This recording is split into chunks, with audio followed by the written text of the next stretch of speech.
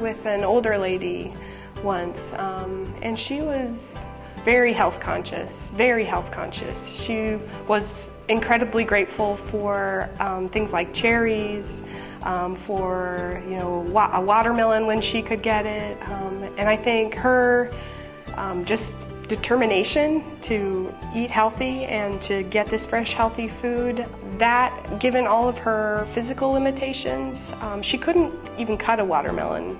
The story that sticks with me is she took the watermelon off of her counter, put it on the floor, and this very frail older woman was trying to cut it with a knife but didn't have the wrist strength to do it. So, she got help to do that. Just her determination to make sure that the food that she needed in her body, she was going to get that food, and she would go to pantries to get it. She had a hard time getting through SNAP to get it, but she did. So just her determination, she wasn't going to give up, and her warmth as a person. I think about how different clients through time have kind of helped me learn different things or appreciate different things.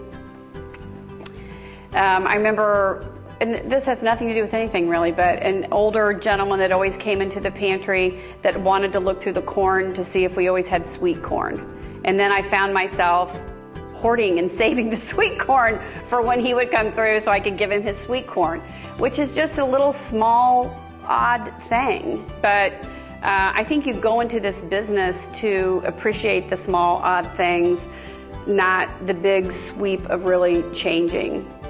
At least I have, because I think I would be very overwhelmed and felt like I wasn't making a difference. I think the story for me that probably, it predates my time at the food bank. It was when I was first starting my career at St. Stephen's. I was doing youth work, and I was down in Windsor Terrace Housing Project, and two of my young guys that were probably 7, 8, 9 years old in that age group wanted me to go in and to see their apartment and to meet their mom.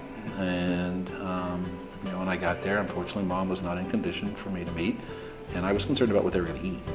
And I said, "Show me," and they were showing me around. I said, they opened up the kitchen, and there was like a box of macaroni and cheese, and you open up the refrigerator, and I remember hot dogs being in that refrigerator. And I said, "What are you guys going to do for dinner?" And they said, "Oh, we'll fix that." I said, "You know how to cook?" "No, but we'll figure it out." I mean, they were embarrassed. I mean, and I was just felt really, here I'm a middle-class kid, went to college, never really wanted for food.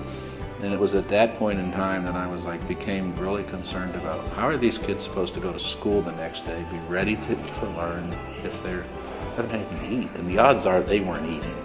And so I ended up cooking, make the macaroni and cheese, but from that point on, I started cooking classes for all of my youth groups to teach them how to cook the foods that we had, particularly in the food pantry. And I also at the time made a lot of homemade pizza. So I had the kids all over my house and my apartment at once, and we all made homemade pizzas together. And so they thought that was a great treat. But it taught me very quickly the connection between food and learning and what I took for granted, as a middle-class family and sitting around a table having dinner with my brothers and sisters and mom and dad, that not everybody got to do that.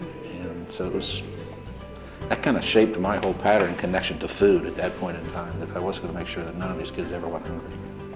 Well, I have quite a few that comes out, and say that they have a certain amount of kids, and it's just hard to feed them.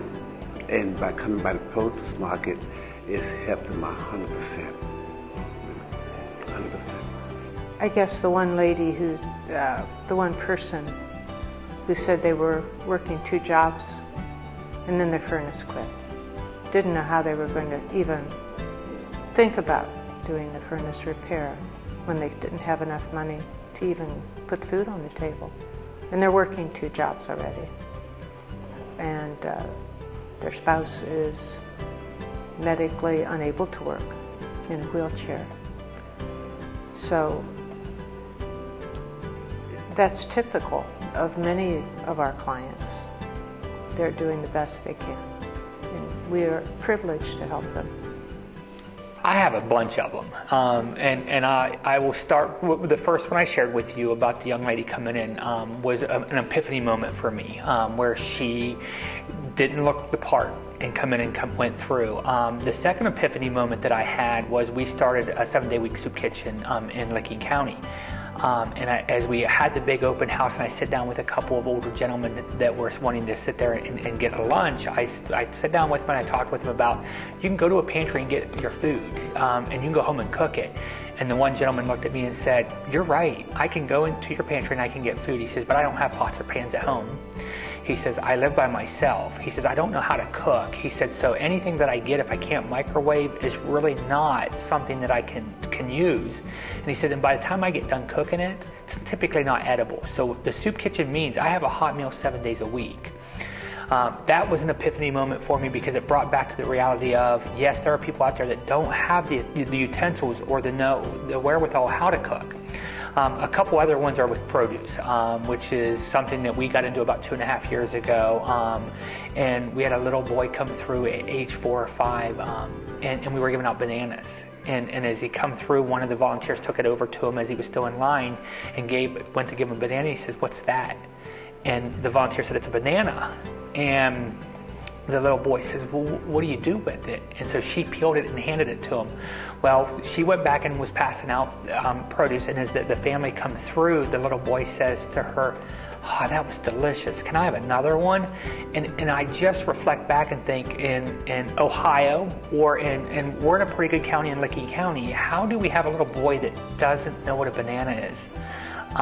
It's just the opportunity for these folks to have fresh produce and to have things that they may have never seen, whether it be, I call them mangoes or green peppers in Ohio, or real mangoes that are the fruit, or the squashes, the zucchinis, the cucumbers, the onions, potatoes, having that ability to come and finally see some of that stuff.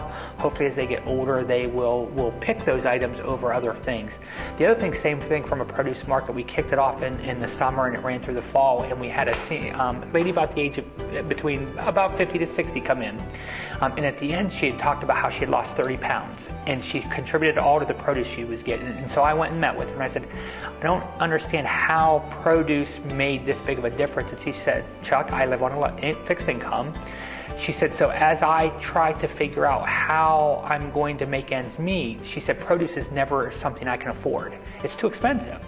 She said, so coming in and getting fresh produce on a weekly basis has allowed me to not only take that fresh produce, but to take my income and buy things to go along with the fresh produce that are healthier for me, and to make better meals for myself. And she said, and so over the 3 months, I've lost 30 pounds. And I looked at her and I said, that's a great story, and thank you for sharing, because a lot of times we don't hear the sharing part of that. And so that would have been another one. So I know you asked for one, you got 4 out of me because I like to talk.